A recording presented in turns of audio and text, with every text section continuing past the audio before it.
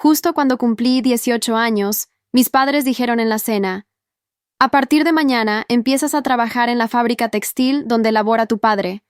Ya no hay más excusas para estar vagando por la casa como una princesa. Las palabras de mi madre cortaron el aire tibio de esa noche de marzo, como una cuchilla fría. Mi padre asintió con la cabeza sin levantar la vista de su plato, masticando lentamente, mientras yo sentía cómo mi mundo se desplomaba en pedazos a mis pies. Pero mamá, yo quería estudiar, murmuré, sintiendo las lágrimas quemar mis ojos. Todas mis amigas van a la universidad. Yo también aprobé el examen de ingreso para... Mi madre me interrumpió con una risa amarga que resonó en la pequeña cocina. ¿Universidad? ¿Con qué dinero, niña soñadora? Tu hermano Esteban sí necesita estudiar. Él es hombre y tiene que mantener una familia algún día. Tú te vas a casar y tu marido se hará cargo de ti. Miré a Esteban, mi hermano menor de 16 años, quien me dirigió una sonrisa burlona desde el otro lado de la mesa. Él siempre había sido el favorito, el príncipe dorado de la casa que no movía un dedo para ayudar con las tareas domésticas, porque era trabajo de mujeres. Desde pequeños, yo había sido quien lavaba, cocinaba y cuidaba la casa mientras él jugaba videojuegos o salía con sus amigos. Y ahora, mientras yo tenía que sacrificar mi futuro, él recibiría todo el apoyo para perseguir sus sueños. En ese momento, algo se rompió dentro de mí. No era solo la humillación de ver mis sueños aplastados tan cruelmente, sino la certeza de que mi propia familia había decidido que yo no valía lo suficiente para invertir en mi educación. Pero lo que mis padres no sabían era que durante mis años de preparatoria había estado guardando cada peso que conseguía vendiendo dulces en la escuela, haciendo trabajitos de costura para las vecinas y cuidando niños los fines de semana. Tenía un plan y estaba a punto de ejecutarlo de una manera que nunca esperarían. La mañana siguiente llegó como una bofetada helada. Mi padre me despertó a las 5 de la madrugada con golpes secos en la puerta de mi habitación. Valeria, levántate. El primer día de trabajo no se puede llegar tarde. Su voz tenía esa autoridad inflexible que había escuchado toda mi vida, la misma que usaba cuando decidía que Esteban no tenía que hacer sus quehaceres porque estaba muy cansado del colegio. Me vestí con la ropa que mi madre había separado la noche anterior. Unos pantalones gastados y una blusa simple que olía a lavandina barata. Mientras me peinaba frente al espejo rajado de mi tocador, escuché las voces de mis padres en la cocina, hablando sobre los planes para el dinero que yo iba a ganar.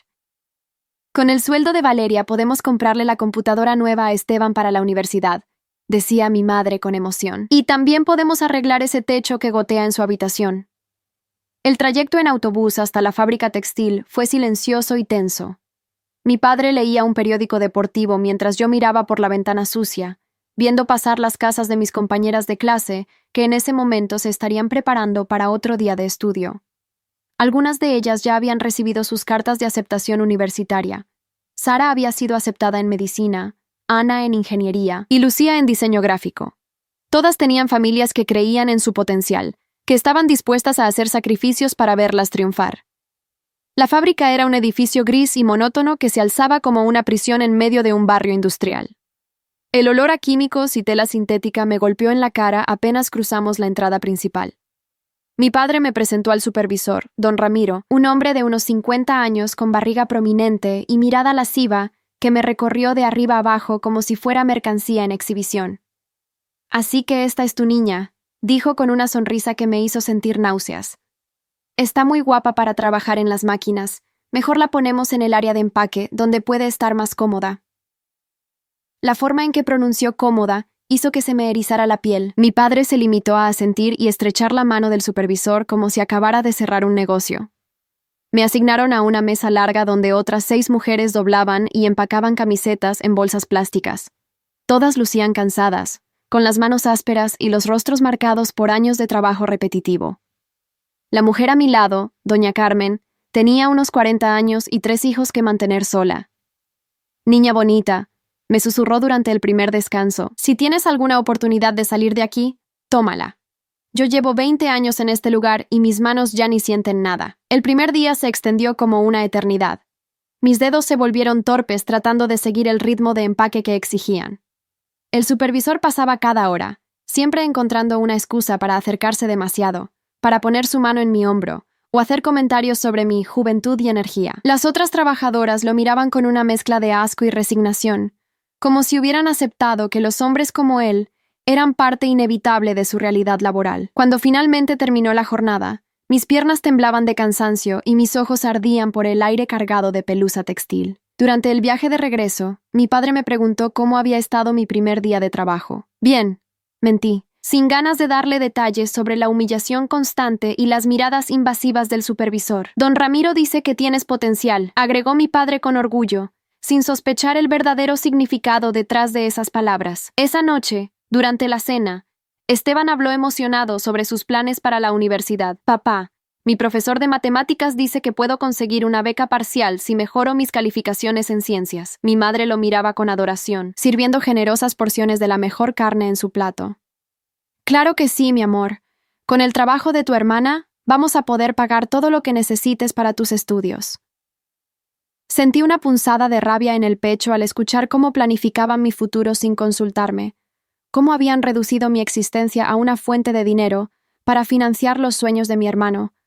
Pero mantuve la cabeza baja y continué comiendo en silencio. Era hora de poner en marcha mi plan, pero necesitaba más tiempo para preparar cada detalle. La venganza, cuando fuera perfecta, sería devastadoramente satisfactoria. El segundo día de trabajo trajo nuevas humillaciones. Don Ramiro había decidido que yo era su proyecto especial y encontraba cualquier excusa para llamarme a su oficina. Valeria, ven acá, necesito que revises estos números en el inventario, decía con esa sonrisa grasosa que me revolvía el estómago.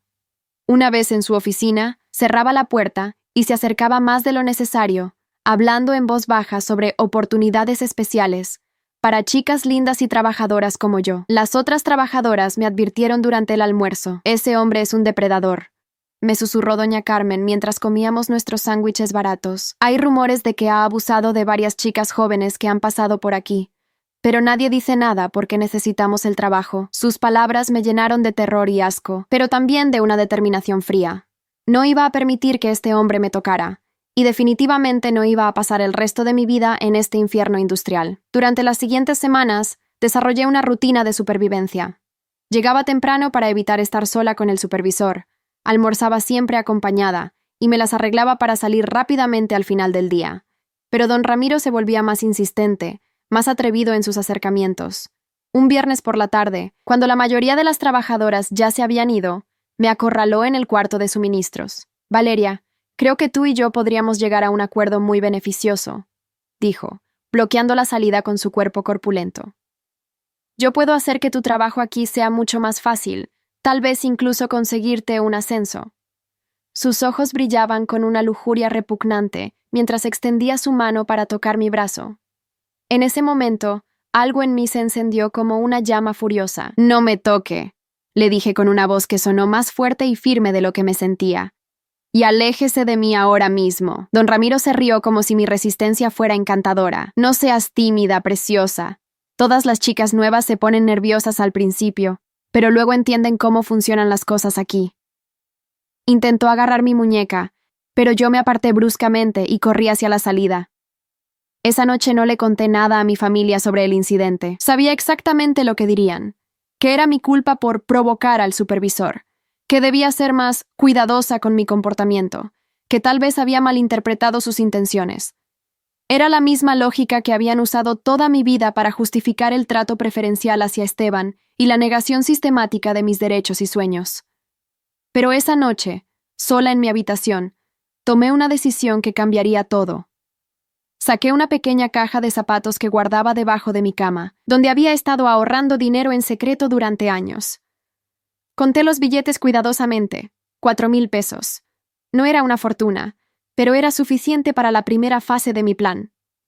Era hora de demostrarle a mi familia qué tipo de persona realmente era, y las consecuencias de subestimar a alguien solo por ser mujer. La semana siguiente transcurrió en una tensión silenciosa que parecía espesar el aire de nuestra pequeña casa. Cada mañana me levantaba antes del amanecer y fingía prepararme para otro día en la fábrica, pero en realidad había comenzado a ejecutar mi plan con la precisión de un cirujano. Mi familia no tenía idea de que cada peso que me daban para mis gastos personales se estaba acumulando para algo mucho más grande que ellos jamás imaginarían.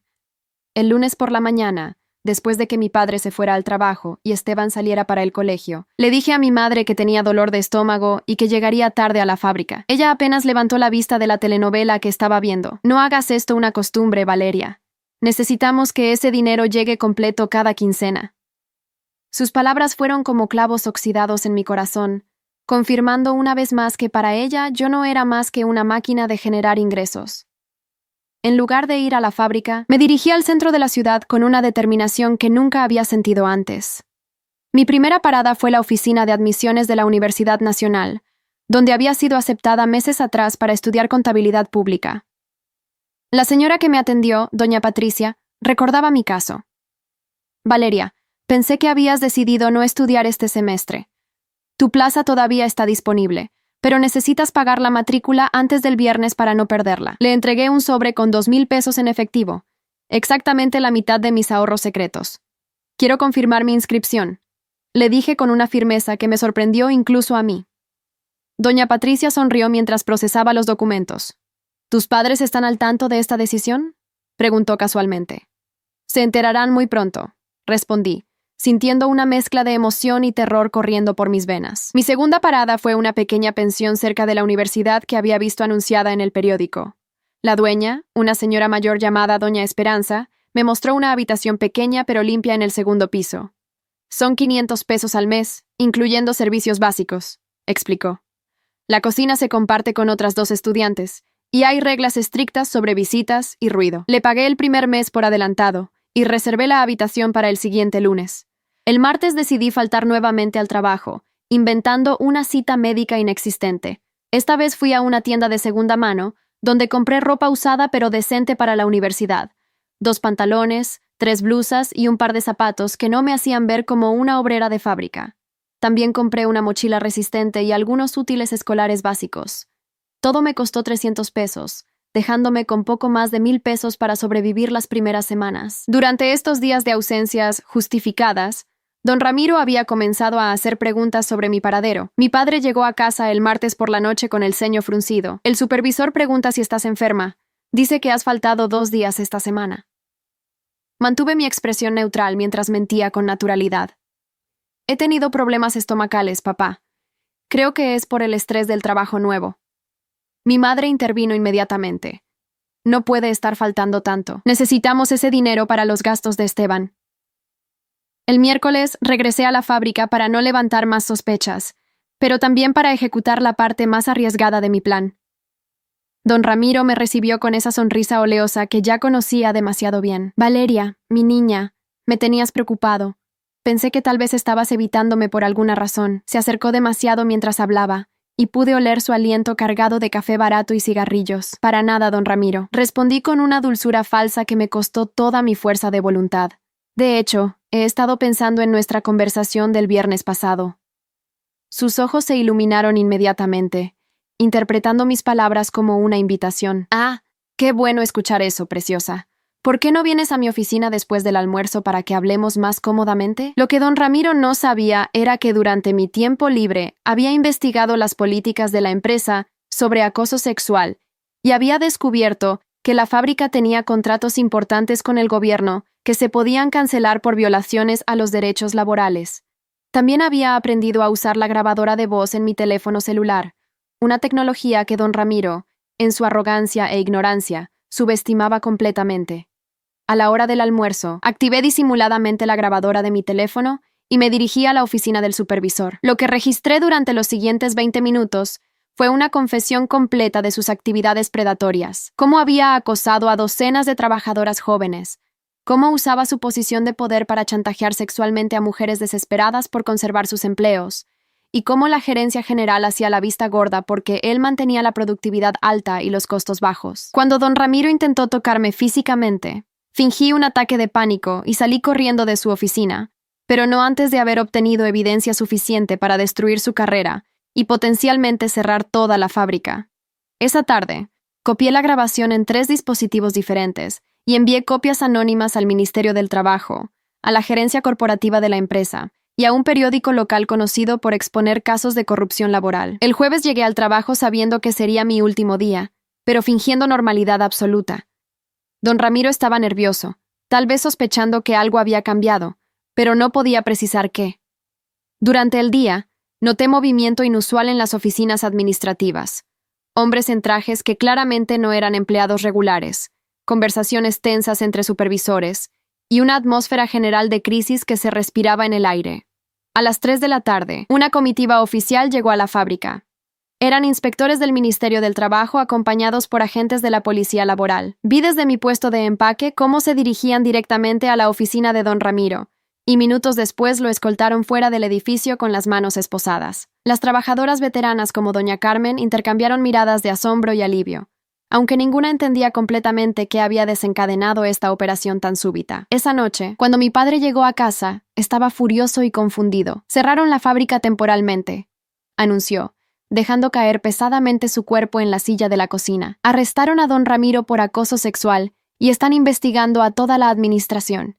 Nadie sabe cuándo van a reabrir, si es que reabren. Mi madre palideció inmediatamente. ¿Y el trabajo de Valeria? ¿Su sueldo? No hay trabajo ni sueldo hasta nuevo aviso, respondió mi padre con amargura, justo cuando más necesitábamos ese dinero para la universidad de Esteban. Observé sus reacciones con una satisfacción fría y calculada. No mostraron ni un segundo de preocupación por mi bienestar o por el hecho de que había estado expuesta a un depredador sexual durante semanas. Su única preocupación era la pérdida de los ingresos que mi sufrimiento les proporcionaba. Esa noche, mientras mi familia discutía desesperadamente cómo reemplazar el dinero perdido, yo permanecí en silencio, saboreando secretamente el primer acto de mi venganza. Habían aprendido que tratar a una mujer como un objeto desechable tenía consecuencias, aunque todavía no sospechaban que su propia hija había sido la arquitecta de su actual crisis financiera. Pero esto era solo el comienzo. Lo mejor estaba por venir. El viernes amaneció con una tensión palpable que se extendía por toda la casa como una nube tóxica. La noticia del cierre de la fábrica había aparecido en el periódico local con un titular que me llenó de satisfacción secreta. Importante textilera cerrada por red de acoso sexual y violación de derechos laborales. El artículo detallaba cómo las autoridades habían recibido evidencia anónima que exponía años de abusos sistemáticos contra trabajadoras vulnerables. Mi padre leía el periódico con el ceño fruncido, mientras mi madre se retorcía las manos nerviosamente. ¿Cómo vamos a pagar la matrícula universitaria de Esteban ahora?, gemía una y otra vez.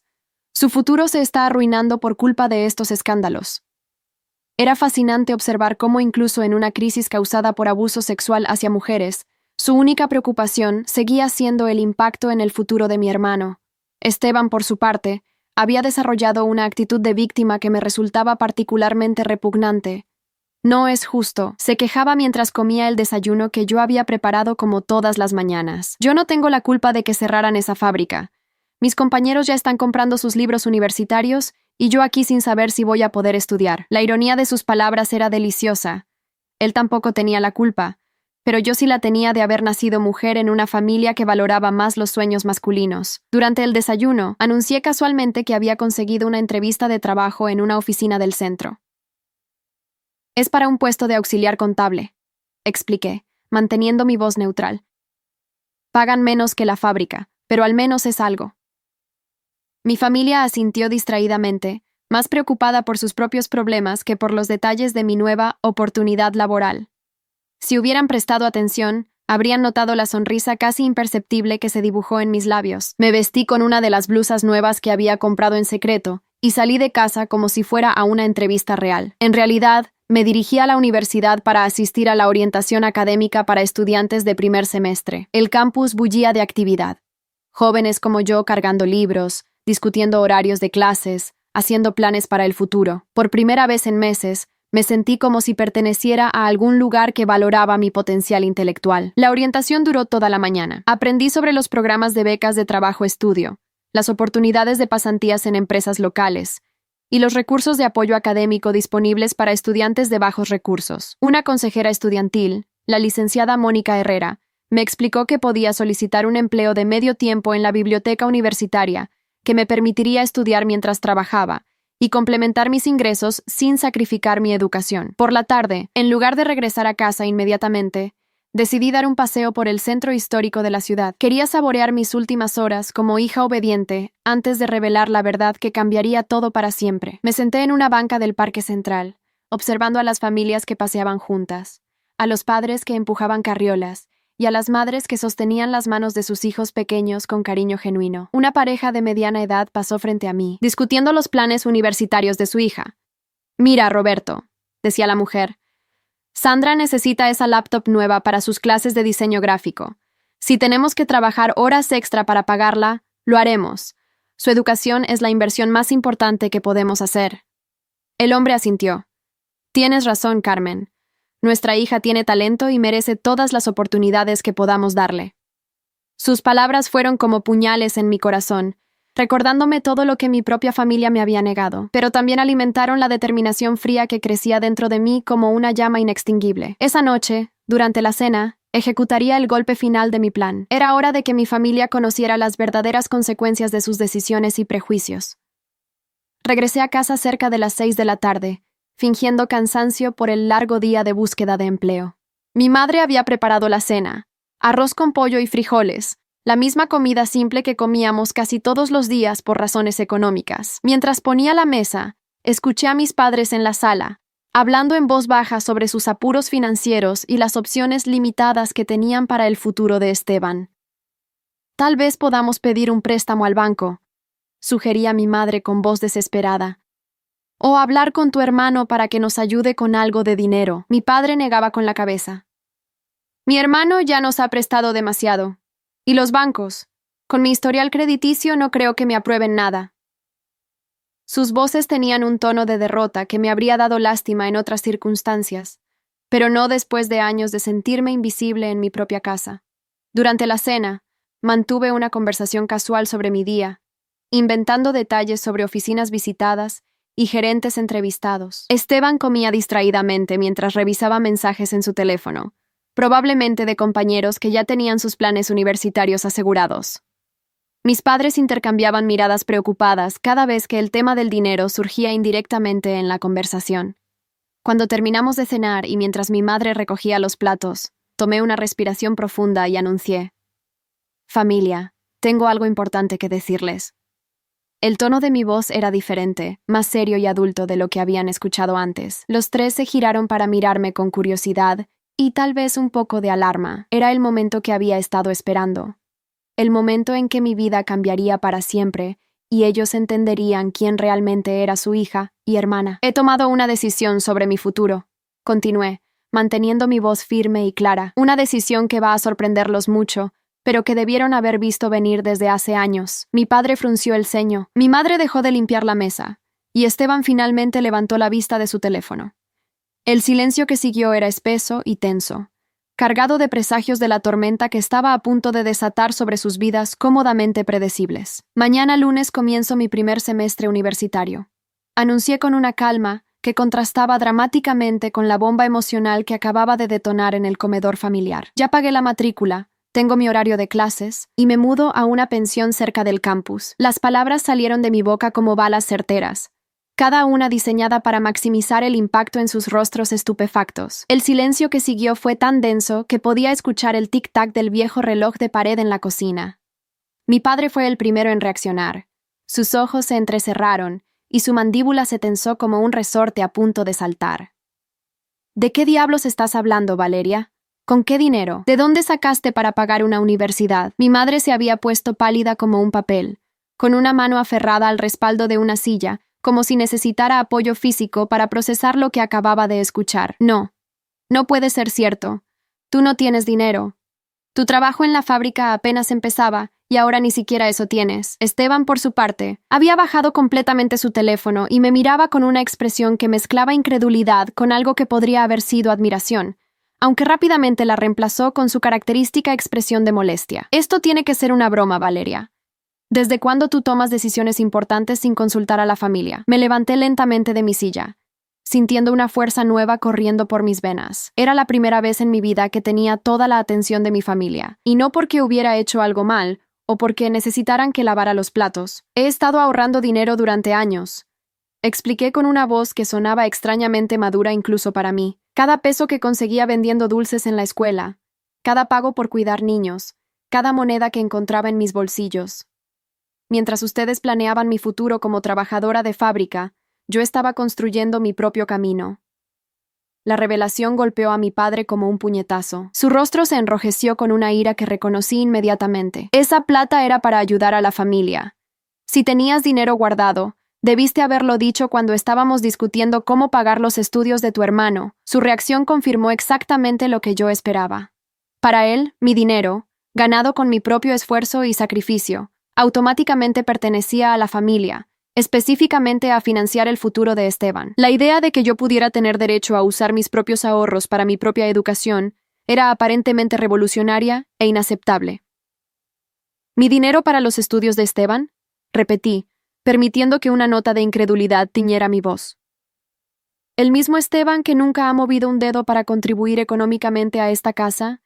¿El mismo hermano que se queja cuando le pido que me ayude a lavar los platos que él ensucia? Mi hermano se incorporó bruscamente, claramente ofendido. Oye, yo estudio, esa es mi contribución.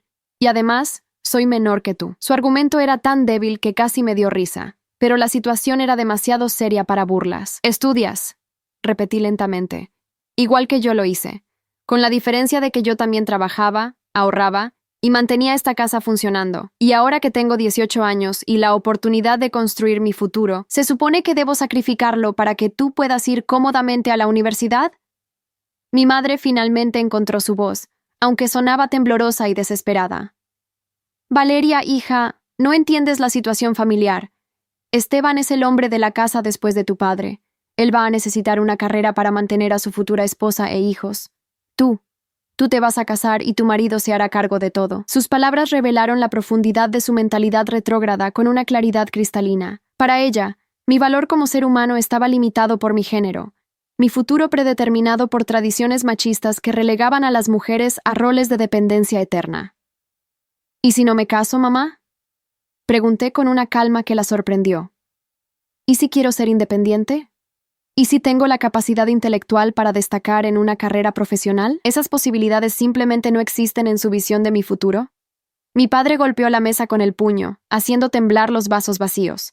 ¡Basta de tonterías! Eres una irresponsable y una egoísta. Esta familia viene primero, siempre. Y el futuro de tu hermano es más importante que tus caprichos universitarios. La palabra caprichos fue la gota que derramó el vaso. Años de frustración, humillación y sueños negados se concentraron en una ira fría y controlada que me sorprendió por su intensidad. ¿Caprichos? Repetí, mi voz bajando a un susurro peligroso. ¿Mi educación son caprichos, pero la de Esteban es una inversión familiar esencial? Me dirigí a mi habitación con pasos decididos, ignorando los gritos de mis padres que me exigían regresar a terminar esta conversación como una familia. Saqué una pequeña maleta que había escondido debajo de mi cama durante la semana anterior, ya empacada con mi ropa esencial y documentos personales. También tomé una carpeta manila que contenía algo que iba a cambiar completamente la dinámica de poder en esta casa. Cuando regresé al comedor, mi familia estaba en medio de una discusión acalorada sobre cómo controlar mi rebeldía adolescente. Se callaron abruptamente cuando me vieron con la maleta en una mano y la carpeta en la otra. Antes de irme, anuncié con una sonrisa que no llegaba a mis ojos. Hay algo más que necesitan saber. Algo sobre el cierre de la fábrica textil donde trabajaba. Sus expresiones cambiaron inmediatamente de ira a confusión. Abrí la carpeta y saqué copias de las grabaciones que había hecho del supervisor, transcripciones de las denuncias que había presentado y recortes de periódicos sobre el escándalo. Don Ramiro no fue arrestado por casualidad, expliqué, observando cómo sus rostros palidecían gradualmente. Yo fui quien proporcionó la evidencia que destruyó su carrera y cerró la fábrica. La revelación cayó sobre ellos como un yunque. Mi padre se quedó con la boca abierta.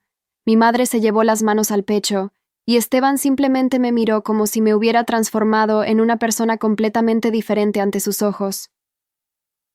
¿Tú hiciste que cerraran la fábrica? Tartamudeó mi madre.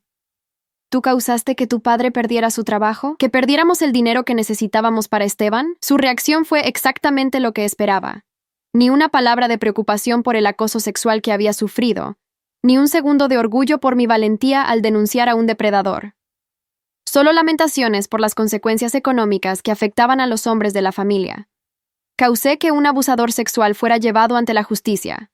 Corregí firmemente. Evité que más mujeres jóvenes fueran victimizadas por ese hombre. Y sí, como efecto secundario, Eliminé la fuente de ingresos que ustedes habían planificado extraer de mi sufrimiento y humillación. Mi padre se levantó bruscamente, su rostro rojo de ira.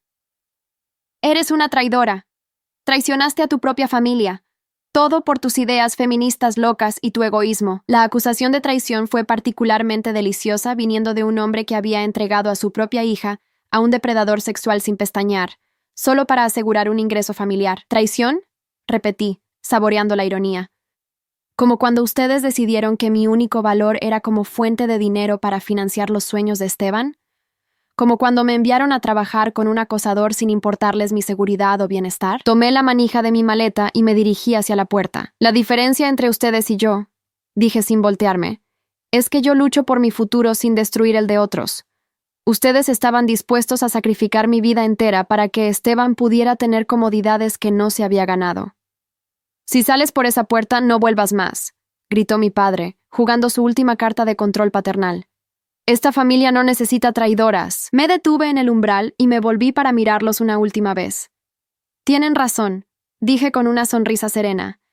Esta familia no me necesita, pero yo tampoco los necesito a ustedes. La diferencia es que yo voy a estar bien. Y con esas palabras, cerré la puerta de mi infancia para siempre, sintiendo como un peso de años se levantaba de mis hombros. Afuera, la noche era fresca y llena de posibilidades infinitas. Por primera vez en mi vida, caminaba hacia un futuro que yo misma había construido, financiado con mi propio esfuerzo y protegido por mi propia fuerza. La venganza había sido perfecta, pero más importante aún, había sido justa. Los primeros meses en la universidad fueron una revelación que transformó mi percepción de lo que significaba vivir auténticamente. Mi pequeña habitación en la pensión de Doña Esperanza se convirtió en un santuario de paz que contrastaba dramáticamente con la tensión constante de mi antigua casa familiar. Por las mañanas, me despertaba con el sonido de otros estudiantes preparándose para clases, conversaciones sobre exámenes y proyectos académicos, una banda sonora de ambición compartida que alimentaba mi alma. El programa de contabilidad pública resultó ser exactamente lo que había imaginado durante años de sueños secretos. Los números tenían una lógica clara y honesta, que me tranquilizaba después de años de navegar las emociones manipuladoras y contradictorias de mi familia. Mi profesor de matemáticas financieras, el licenciado Ramírez, notó rápidamente mi aptitud natural para los cálculos complejos y me recomendó para una beca de trabajo-estudio en el Departamento de Contabilidad de la universidad. El trabajo en la oficina administrativa me permitía estudiar durante las horas de menor actividad mientras ganaba suficiente dinero para cubrir mis gastos básicos. Mis compañeros de trabajo, en su mayoría estudiantes de semestres avanzados, me recibieron con una camaradería genuina que nunca había experimentado. Por primera vez en mi vida, estaba rodeada de personas que valoraban el esfuerzo académico y la independencia personal tanto como yo. Durante las primeras semanas, mi familia hizo varios intentos de contacto que ignoré sistemáticamente. Mi madre dejaba mensajes de voz lacrimosos en mi teléfono, alternando entre súplicas melodramáticas para que volviera a casa y reproches amargos sobre mi egoísmo. Mi padre, más directo en su enfoque, dejaba mensajes airados exigiendo que regresara inmediatamente para discutir como adultos las consecuencias de mis decisiones irresponsables. Los mensajes de Esteban eran particularmente reveladores de su carácter. No mostraba preocupación por mi bienestar o seguridad, sino que se concentraba exclusivamente en cómo mi ausencia afectaba sus propios planes. Valeria, por tu culpa papá no puede pagar mi matrícula universitaria. Mamá llora todos los días. ¿Vas a dejar que tu familia se destruya por tus caprichos? Sus palabras confirmaron que incluso después de toda la evidencia de mi capacidad y determinación, seguía viendo mi educación como un capricho menos importante que la suya. A finales del segundo mes, decidí que era hora de establecer contacto, pero en mis propios términos. Les envié una carta formal, escrita a máquina, que detallaba mi nueva dirección, mi progreso académico y mis condiciones para cualquier comunicación futura. Estoy dispuesta a mantener una relación familiar, escribí, pero solo si se basa en respeto mutuo y reconocimiento de mi autonomía como adulta. No volveré a aceptar ser tratada como una fuente de financiamiento para los sueños de otros. La respuesta llegó una semana después en forma de visita inesperada. Un sábado por la tarde, mientras estudiaba en mi habitación, Doña Esperanza tocó mi puerta. Valeria, hay una señora abajo que dice ser tu madre. Se ve muy alterada. Bajé con resignación, preparándome mentalmente para otra confrontación emocional. Mi madre lucía terrible. Había perdido peso, tenía ojeras profundas, y su ropa arrugada sugería que había estado descuidando su apariencia personal. Cuando me vio, se acercó como si fuera a abrazarme, pero algo en mi postura la detuvo. Valeria, hija, necesitamos hablar. Tu familia te extraña mucho. Mi familia me echó de casa. Respondí con una calma que la sorprendió. Dijeron que no volviera. Ahora tengo una vida nueva y estoy muy contenta con ella. Nos sentamos en el pequeño jardín de la pensión, un espacio neutral donde podíamos hablar sin la carga emocional de espacios más íntimos. Tu padre está muy preocupado, comenzó mi madre, usando la táctica emocional que había funcionado conmigo durante años. Ha estado buscando trabajo desde que cerraron la fábrica, pero a su edad es muy difícil.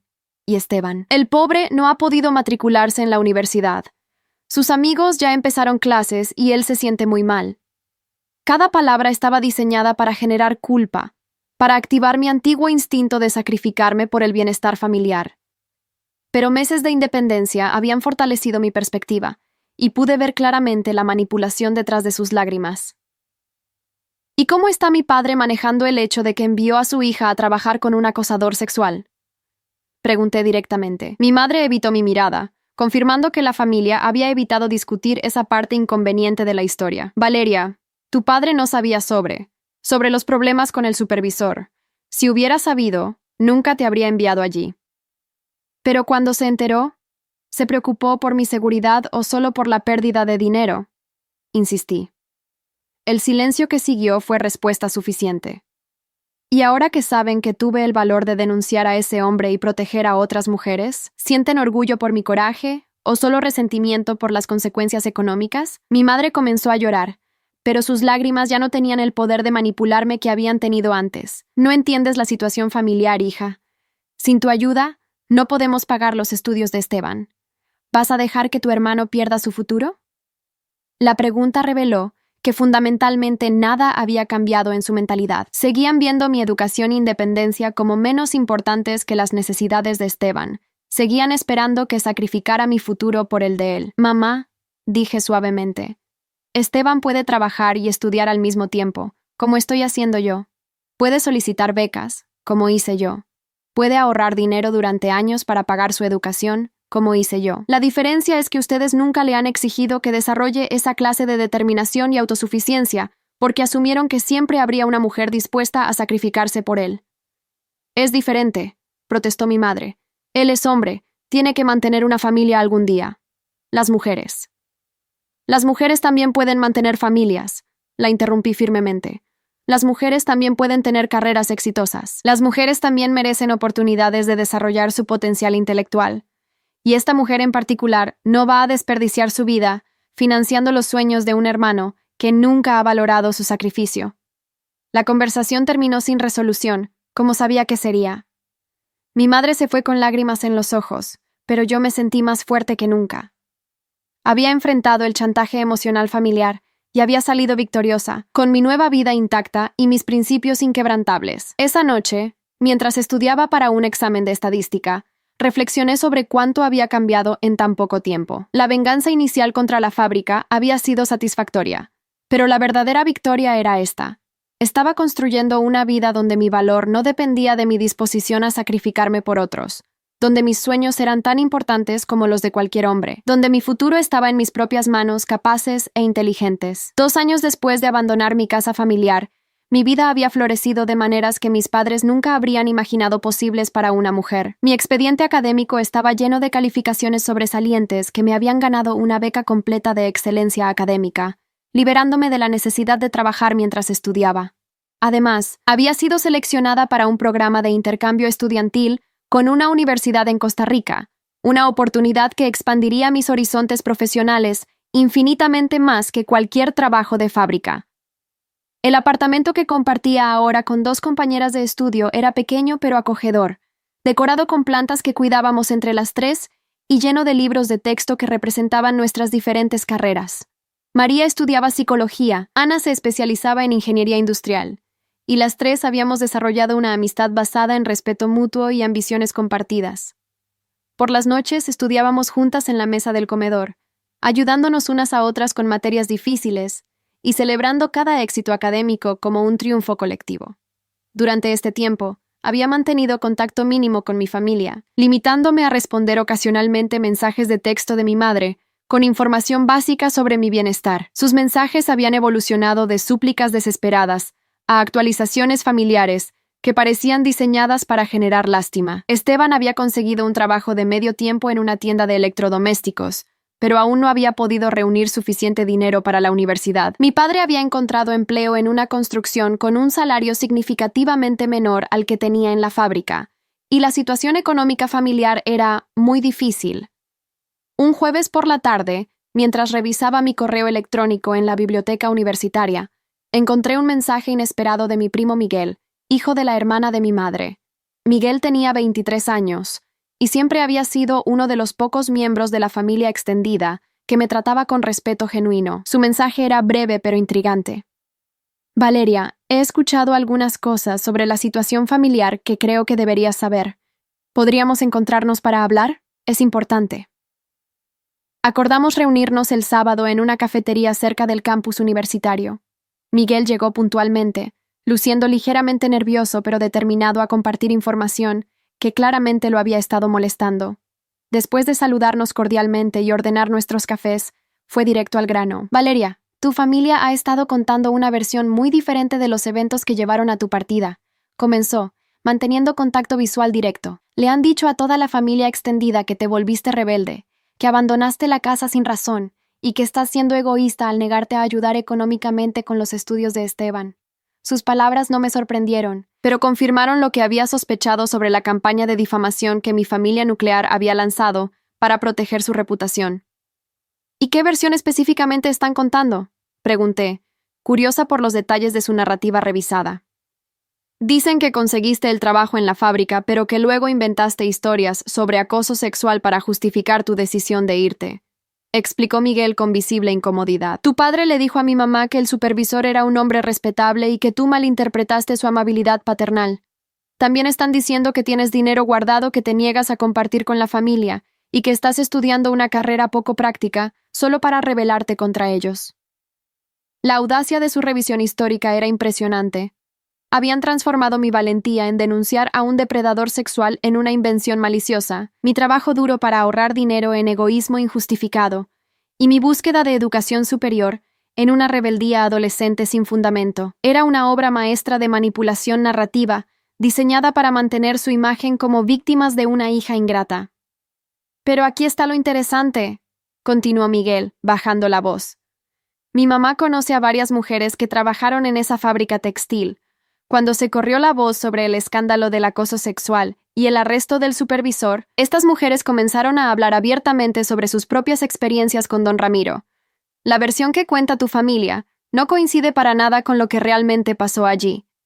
Miguel sacó su teléfono y me mostró una serie de artículos de periódico que había guardado sobre el caso. Mira, aquí dice que la investigación reveló un patrón de abuso que duraba años, con múltiples víctimas que confirmaron las denuncias iniciales. También menciona que la evidencia anónima que inició la investigación fue tan sólida y detallada que llevó a arrestos inmediatos y al cierre temporal de toda la operación. Leer los artículos me llenó de una satisfacción profunda que había estado esperando durante meses. La justicia había prevalecido no solo para mí, sino para todas las mujeres que habían sufrido en silencio bajo el poder abusivo de don Ramiro. Mi decisión de actuar había protegido a futuras trabajadoras de experimentar el mismo terror y humillación que yo había enfrentado. También he estado escuchando chismes sobre la situación económica de tus padres, agregó Miguel, claramente incómodo pero determinado a proporcionarme información completa. Aparentemente, tu padre estaba pidiendo prestado dinero regularmente, incluso antes de que la fábrica cerrara. Tu madre le ha estado diciendo a toda la familia que están en crisis económica por tu culpa, pero mi mamá recuerda que ya tenían problemas financieros cuando tú todavía vivías en casa.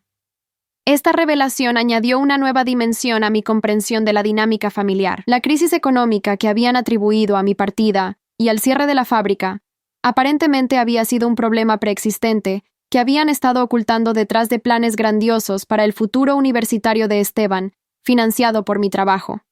¿Y cómo está reaccionando la familia extendida a su versión de los eventos?, pregunté, genuinamente curiosa sobre si sus tácticas de manipulación estaban funcionando. Miguel sonrió por primera vez durante nuestra conversación. Bueno, ahí es donde se pone interesante. Resulta que varios de nuestros tíos y tías han estado hablando entre ellos, y muchos están empezando a cuestionar la historia oficial. Mi mamá, por ejemplo, siempre pensó que era extraño que una familia financieramente estable de repente estuviera en crisis total por perder el sueldo de una trabajadora de fábrica de 18 años. Sus palabras me tranquilizaron enormemente. La verdad tenía una manera de emerger eventualmente, incluso cuando era enterrada bajo capas de mentiras y manipulación. Mi familia había subestimado la inteligencia de sus parientes y la rapidez con que la información se verificaba en una comunidad pequeña donde todos se conocían. Valeria, dijo Miguel, inclinándose hacia adelante con una expresión seria. Quería que supieras que no todos en la familia creen su versión de los eventos. Y también quería decirte que estoy orgulloso de ti por tener el coraje de construir tu propia vida. Lo que has logrado académicamente es impresionante, y cualquier persona racional puede ver que tomaste las decisiones correctas. Sus palabras de apoyo fueron como un bálsamo para heridas que no sabía que todavía me dolían. Durante 2 años, había vivido con la incertidumbre de si había sido demasiado dura con mi familia, si tal vez había reaccionado exageradamente a una situación que podría haber sido manejada con más diplomacia. Escuchar validación externa de mis decisiones desde alguien que conocía a ambas partes de la historia me llenó de una paz profunda. Cuando nos despedimos esa tarde, Miguel me dio un abrazo genuino y me prometió mantenerme informada sobre cualquier desarrollo significativo en la situación familiar. Si alguna vez decides que quieres reconectarte con algunos miembros de la familia extendida, me dijo, muchos de nosotros estaríamos felices de tenerte de vuelta en nuestras vidas, pero también entendemos perfectamente si prefieres mantener tu distancia. Esa noche, mientras reflexionaba sobre nuestra conversación, me di cuenta de que había alcanzado algo que no esperaba cuando comencé este viaje. No solo había escapado de una situación tóxica y construido una vida exitosa, sino que había mantenido mi integridad moral y ganado el respeto de personas cuyas opiniones valoraba. La venganza había evolucionado hacia algo mucho más poderoso, la validación completa de mis decisiones y el reconocimiento de que había elegido el camino correcto, sin importar cuán difícil había sido al principio. El último capítulo de mi historia familiar se escribió durante mi 4º año universitario, cuando ya me preparaba para graduarme con honores, y había recibido ofertas de empleo de 3 firmas contables prestigiosas. Era un viernes lluvioso de noviembre cuando recibí una llamada inesperada de mi tía Rosa, hermana de mi madre, con quien había mantenido contacto esporádico gracias a la mediación de Miguel.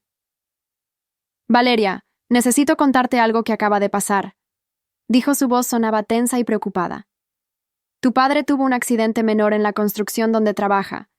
No es grave, pero mientras estaba en el hospital, se descubrieron algunas cosas sobre la situación real de tu familia que creo que debes saber. Mi tía procedió a contarme que durante la evaluación médica rutinaria, había salido a la luz que mi padre había estado ocultando problemas de salud relacionados con el estrés y la presión arterial alta. Más significativo aún, las conversaciones con trabajadores sociales del hospital habían revelado que la situación económica familiar era mucho más desesperada de lo que cualquiera había imaginado. Están a punto de perder la casa, Valeria, me explicó mi tía con voz sombría. Tu padre ha estado pidiendo prestado dinero a agiotistas para mantener las apariencias y seguir culpándote por sus problemas financieros. Los intereses se han acumulado tanto que ya no puede pagar, y ahora están amenazando con embargar la propiedad. La ironía de la situación era perfecta. Durante años, mis padres habían construido su identidad como víctimas de mi egoísmo y traición, utilizando mi ausencia como explicación conveniente para todos sus problemas. Ahora, la realidad de su mala administración financiera y falta de planificación había alcanzado un punto donde ya no podían mantener sus mentiras ni siquiera ante sí mismos. ¿Y Esteban?, pregunté, genuinamente curiosa sobre cómo mi hermano había manejado la realidad económica después de años de privilegios no ganados. Ah, esa es otra historia interesante, respondió mi tía con un tono que sugería drama adicional.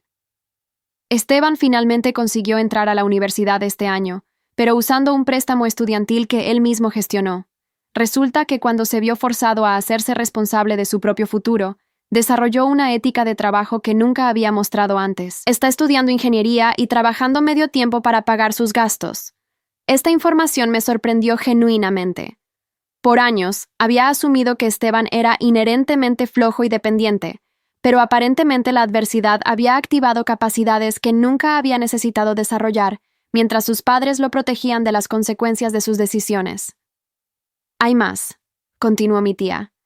Esteban ha estado haciendo preguntas sobre lo que realmente pasó contigo. Habló con algunos de nuestros primos y comenzó a darse cuenta de que la versión de los eventos que le contaron tus padres no coincidía con lo que otros sabían sobre la situación de la fábrica y el escándalo del acoso sexual. Según mi tía, Esteban había confrontado a mis padres sobre las inconsistencias en su narrativa, exigiendo detalles específicos sobre mis supuestas mentiras y invenciones sobre el supervisor. Cuando no pudieron proporcionar evidencia convincente para respaldar sus afirmaciones, mi hermano había comenzado a sospechar que había sido manipulado para creer una versión distorsionada de la verdad. ¿Sabes qué me dijo la semana pasada?, preguntó mi tía retóricamente.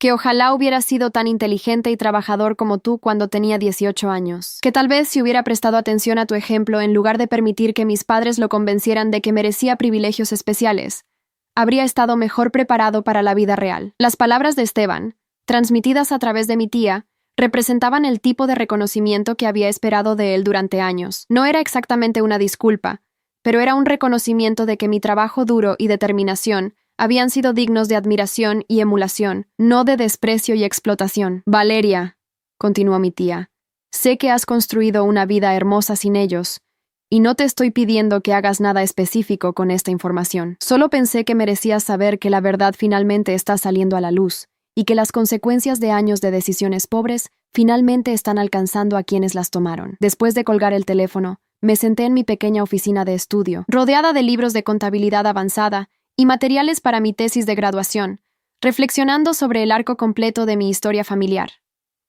La justicia había prevalecido de una manera más completa y satisfactoria de lo que había esperado cuando tomé esa primera decisión valiente de denunciar al supervisor abusivo. Mis padres no habían perdido solo el dinero que esperaban extraer de mi trabajo. Habían perdido su narrativa cómoda sobre victimización, su capacidad de culpar a otros por sus problemas, y finalmente, su estabilidad financiera, debido a decisiones irresponsables que habían estado tomando durante años. Esteban había sido forzado a desarrollar las mismas cualidades de autosuficiencia y determinación que me habían fortalecido, descubriendo en el proceso que era más capaz de lo que sus padres sobreprotectores le habían permitido creer. Más importante aún, yo había emergido de la experiencia como una persona completamente realizada, exitosa académicamente, financieramente independiente, emocionalmente madura y moralmente íntegra. No había necesitado recurrir a la crueldad o la venganza destructiva para lograr justicia. Simplemente había rehusado participar en un sistema familiar tóxico y había construido algo mejor con mi propia fuerza y visión. Esa noche, mientras completaba mi solicitud para un programa de maestría en administración financiera que me abriría puertas a oportunidades internacionales, sentí una gratitud profunda por la fuerza que había encontrado 4 años atrás. La adolescente que había sido humillada en esa mesa de comedor se había transformado en una mujer capaz de enfrentar cualquier desafío futuro con confianza y dignidad. La venganza más perfecta había resultado ser simplemente vivir bien, prosperar genuinamente y permitir que la verdad emergiera naturalmente mientras construía una vida que reflejaba mis valores más profundos. Mis padres habían cosechado exactamente lo que habían sembrado: el aislamiento, las dificultades financieras y la pérdida de respeto familiar eran las consecuencias naturales de años de decisiones egoístas y discriminatorias. Y yo, finalmente, era libre para escribir mi propio futuro, sin las limitaciones que otros habían intentado imponerme. 5 años después de mi graduación universitaria, mi vida había alcanzado una estabilidad y éxito que superaban incluso mis sueños más ambiciosos de aquella noche, cuando abandoné la casa familiar con una pequeña maleta y un corazón lleno de determinación. Trabajaba como contadora senior en una firma internacional con oficinas en 12 países. Había completado mi maestría con una especialización en auditoría forense y acababa de comprar mi primer apartamento. Un acogedor espacio de 2 habitaciones en un barrio residencial que había decorado completamente según mis propios gustos. Mi vida personal también había florecido de maneras inesperadas. Durante mi último año de maestría, había conocido a Andrés, un abogado especializado en derechos laborales que trabajaba frecuentemente en casos relacionados con acoso sexual y discriminación en el lugar de trabajo. Nuestra relación había comenzado como amistad profesional cuando él había consultado conmigo sobre aspectos financieros de una investigación corporativa, pero había evolucionado hacia algo mucho más profundo cuando descubrimos que compartíamos valores fundamentales sobre justicia, igualdad y la importancia de defender a personas vulnerables contra el abuso de poder. Andrés conocía toda mi historia familiar desde nuestras primeras citas, y su reacción había sido de admiración genuina por mi coraje y determinación. Lo que hiciste a los 18 años, me había dicho una noche mientras cenábamos en nuestro restaurante favorito, fue extraordinario. No solo te defendiste a ti misma, sino que protegiste a futuras víctimas. Eso requiere una fuerza moral que muy pocas personas poseen a cualquier edad. Su respeto por mi historia contrastaba dramáticamente con las reacciones que había temido recibir durante años. Que me vieran como una hija desnaturalizada, una hermana cruel o una persona vengativa. En cambio, Andrés había entendido inmediatamente que mis acciones habían sido actos de autodefensa y justicia social, no de malicia personal. Era un martes por la tarde cuando recibí una llamada inesperada que cambiaría finalmente mi relación con el pasado. El número era desconocido, pero la voz era inconfundiblemente familiar a pesar de sonar más madura y menos arrogante de lo que recordaba. «Valeria, soy Esteban», dijo mi hermano, con una voz que contenía una mezcla de nerviosismo y determinación. «Sé que no tienes ninguna razón para hablar conmigo, pero me preguntaba si podríamos encontrarnos.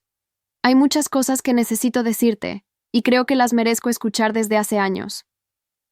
La llamada me tomó completamente por sorpresa. Durante los años anteriores, había recibido actualizaciones ocasionales sobre Esteban a través de Miguel y mi tía Rosa. Se había graduado de ingeniería con buenas calificaciones, había conseguido un trabajo respetable en una empresa de consultoría, y había desarrollado una ética de trabajo que impresionaba a sus jefes y colegas. Pero nunca había intentado contactarme directamente. «¿Dónde te gustaría que nos encontráramos?», pregunté después de una pausa, sorprendida por mi propia disposición a escucharlo. Algo en su tono sugería que esta conversación había sido cuidadosamente considerada, no un impulso emocional. Acordamos reunirnos el sábado siguiente en una cafetería neutra en el centro de la ciudad, un lugar público donde ambos nos sentiríamos cómodos. Durante los días previos al encuentro, me encontré sintiendo una mezcla compleja de curiosidad, precaución y tal vez una pequeña esperanza de que mi hermano menor hubiera desarrollado la capacidad de reflexión y crecimiento personal que había estado ausente durante nuestra juventud. Esteban llegó puntualmente, luciendo profesional en un traje bien cortado que sugería éxito financiero, pero también nervioso de una manera que nunca había visto en él antes. A los 25 años, había perdido la arrogancia juvenil que recordaba, reemplazada por algo que parecía humildad genuina. «Valeria», comenzó después de que ordenáramos nuestros cafés. «Quiero empezar pidiendo disculpas. No solo por cosas específicas que hice o dije, sino por años de no entender quién eras realmente o lo que estabas sacrificando por nuestra familia». Sus palabras fueron directas y sin excusas, muy diferentes al hermano que había conocido. «He pasado los últimos 3 años en terapia», continuó, manteniendo contacto visual directo. «Al principio fue porque el estrés del trabajo y los estudios me estaba afectando más de lo que esperaba, pero eventualmente comenzamos a hablar sobre patrones familiares y dinámicas de poder. Mi terapeuta me ayudó a entender cosas sobre nuestra infancia que nunca había cuestionado antes». Esteban procedió a describir un proceso de autoexamen que sonaba genuino y profundo. Había comenzado a reconocer cómo el favoritismo paterno no solo había sido injusto hacia mí, sino que también le había hecho daño a él al no enseñarle habilidades esenciales de autosuficiencia y responsabilidad personal. Cuando finalmente tuve que conseguir mi propio préstamo estudiantil y trabajar para pagar mis gastos, explicó, me di cuenta de lo protegido que había estado. Tú habías estado haciendo esas mismas cosas durante años, además de mantener la casa funcionando, y yo nunca lo valoré o siquiera lo noté realmente. Sus palabras revelaban un nivel de introspección que me impresionó. No estaba simplemente pidiendo perdón por comportamientos específicos, sino demostrando una comprensión fundamental de las dinámicas sistémicas que habían causado tanto daño. «También quiero que sepas», continuó Esteban, «que he confrontado a nuestros padres sobre su versión de los eventos que llevaron a tu partida, después de hablar con Miguel y otros familiares, y especialmente después de investigar por mi cuenta sobre el escándalo de la fábrica textil, me di cuenta de que me habían mentido sobre casi todo. Esta revelación fue particularmente satisfactoria. Durante años, había mantenido la esperanza de que eventualmente la verdad emergerían, y que al menos algunos miembros de mi familia reconocerían que mis acciones habían sido justificadas y valientes, no crueles o vengativas. ¿Cómo reaccionaron nuestros padres cuando los confrontaste?», y pregunté, genuinamente curiosa sobre cómo habían manejado ser desafiados por el hijo que habían mimado durante años. Esteban suspiró profundamente antes de responder. Al principio trataron de mantener su narrativa, insistiendo en que tú habías malinterpretado la situación con el supervisor y que eras demasiado orgullosa para aceptar ayuda familiar. Pero cuando les presenté evidencia específica sobre el caso legal contra don Ramiro y las múltiples víctimas que habían confirmado el patrón de abuso, finalmente admitieron que sabían que había problemas en esa fábrica. Sus palabras confirmaron algo que había sospechado durante años. Mis padres habían estado al tanto de los rumores sobre don Ramiro, pero habían decidido ignorarlos, porque necesitaban el dinero que mi trabajo proporcionaría. Mi seguridad y bienestar habían sido conscientemente sacrificados por consideraciones económicas. ¿Y cómo está la situación financiera de ellos ahora? Pregunté, no por crueldad, sino por curiosidad sobre las consecuencias naturales de años de mala planificación. Perdieron la casa el año pasado, respondió Esteban con tristeza genuina. Ahora viven en un apartamento pequeño que yo ayudo a pagar parcialmente. Papá finalmente encontró trabajo estable como supervisor en una fábrica más pequeña, pero gana mucho menos de lo que ganaba antes. Mamá trabaja medio tiempo en una tienda de ropa para complementar los ingresos. La información no me produjo satisfacción vengativa como había esperado, sino una especie de tristeza melancólica por oportunidades desperdiciadas y relaciones dañadas irreparablemente por el orgullo y los prejuicios. Valeria, dijo Esteban, inclinándose hacia adelante con una expresión seria, no estoy aquí para pedirte que perdones a nuestros padres o que regreses a la familia como si nada hubiera pasado. Entiendo que construiste una vida exitosa sin nosotros, y respeto eso completamente. Estoy aquí porque necesitaba que supieras que al menos una persona de tu familia original entiende ahora quién eres realmente y valora lo que lograste. Sus palabras tocaron algo profundo en mí que no sabía que todavía necesitaba sanar. Durante años, había construido mi identidad alrededor de ser fuerte e independiente, sin necesitar validación familiar. Pero escuchar reconocimiento genuino de alguien que había sido testigo de mi infancia y podía apreciar completamente el contraste con lo que había logrado era inesperadamente poderoso. También quiero que sepas, agregó Esteban, que si alguna vez decides que quieres tener algún tipo de relación conmigo como adultos, estaría honrado de conocer a la persona en la que te has convertido. Pero si prefieres mantener tu distancia, entiendo eso también. Su oferta era genuina y sin presión, muy diferente a las manipulaciones emocionales que había experimentado de otros miembros familiares en el pasado. Por primera vez en años, consideré la posibilidad de que tal vez una relación limitada con Esteban podría ser posible, construida sobre respeto mutuo y entendimiento adulto en lugar de obligaciones familiares tradicionales. Terminamos nuestro café con una conversación más ligera sobre nuestras carreras respectivas y nuestros planes futuros. Esteban mostró interés genuino en mi trabajo y mis logros, sin ningún rastro de los celos o resentimiento que podría haber esperado. Cuando nos despedimos, acordamos mantenernos en contacto ocasional, comenzando lentamente a construir una relación de hermanos adultos que nunca habíamos tenido la oportunidad de desarrollar. Esa noche, mientras le contaba a Andrés sobre el encuentro, me di cuenta de que había alcanzado algo que no sabía que estaba buscando. No solo justicia o vindicación, sino una forma de paz que incluía la posibilidad de conexión familiar selectiva, basada en valores compartidos y respeto mutuo.